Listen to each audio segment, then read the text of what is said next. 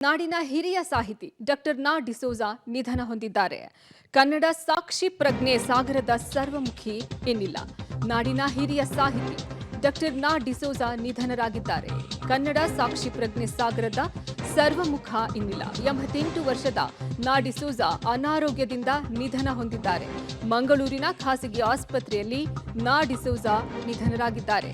ಕತೆ, ಕಾದಂಬರಿ, ನಾಟಕ, ಲೇಖನ ಬರೆಯುತ್ತಿದ್ದ ನಾ ಡಿಸೋಜಾ ಅವರು ದ್ವೀಪ, ಕಾಡಿನ ಬೆಂಕಿ ಸೇರಿದಂತೆ ಅನೇಕ ಪ್ರಸಿದ್ಧ ಕಾದಂಬರಿಗಳನ್ನು ಇವರು ಬರೆದಿದ್ದಾರೆ. ನಾ ಡಿಸೋಜಾ ಅವರ ಅನೇಕ ಕಥೆಗಳು ಸಿನಿಮಾಗಳು ಸಹ ಆಗಿವೆ. ಪಂಪ, ಕೇಂದ್ರ ಸಾಹಿತ್ಯ ಅಕಾಡೆಮಿ ಪ್ರಶಸ್ತಿಗಳಿಗೂ ಸಹ ನಾ ಡಿಸೋಜಾ ಅವರು ಭಾಜನರಾಗಿದ್ದಾರೆ. 2014ರಲ್ಲಿ ಕನ್ನಡ ಸಾಹಿತ್ಯ ಸಮ್ಮೇಳನದ ಅಧ್ಯಕ್ಷರಾಗಿದ್ದರು ನಾ ಡಿಸೋಜಾ ಅವರು. ನಾಡಿನ ಹಿರಿಯ ಸಾಹಿತಿ ಡಾಕ್ಟರ್ ನಾ ಡಿಸೋಜಾ ಅವರು ನಿಧನ ಹೊಂದಿದ್ದಾರೆ. 88 ವರ್ಷದ ನಾ ಡಿಸೋಜಾ ಅವರು ಅನಾರೋಗ್ಯದಿಂದ ಬಳಲ್ತಾ ಇದ್ರು. ಅವರನ್ನ ಖಾಸಗಿ ಆಸ್ಪತ್ರೆಗೆ ದಾಖಲು ಮಾಡಲಾಗಿತ್ತು. ಚಿಕಿತ್ಸೆ ಫಲಕಾರಿಯಾಗದೆ ಮಂಗಳೂರಿನ ಖಾಸಗಿ ಆಸ್ಪತ್ರೆಯಲ್ಲಿ ನಾ ಡಿಸೋಜಾ ನಿಧನರಾಗಿದ್ದಾರೆ. ಕಥೆ, ಕಾದಂಬರಿ, ನಾಟಕ, ಲೇಖನವನ್ನ ಬರೆದಿದ್ದಾರೆ ನಾ ಡಿಸೋಜಾ ಅವರು.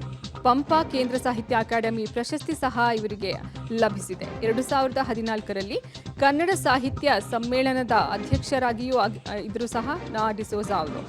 ನಾಡಿನ ಹಿರಿಯ ಸಾಹಿತಿ ನಾ ಡಿಸೋಜಾ ಅವರು ನಿಧನರಾಗಿದ್ದಾರೆ. 88 ವರ್ಷದ ನಾ ಡಿಸೋಜಾ ಮಂಗಳೂರಿನ ಖಾಸಗಿ ಆಸ್ಪತ್ರೆಯಲ್ಲಿ ಚಿಕಿತ್ಸೆ ಫಲಕಾರಿಯಾಗದೆ ನಿಧನರಾಗಿದ್ದಾರೆ.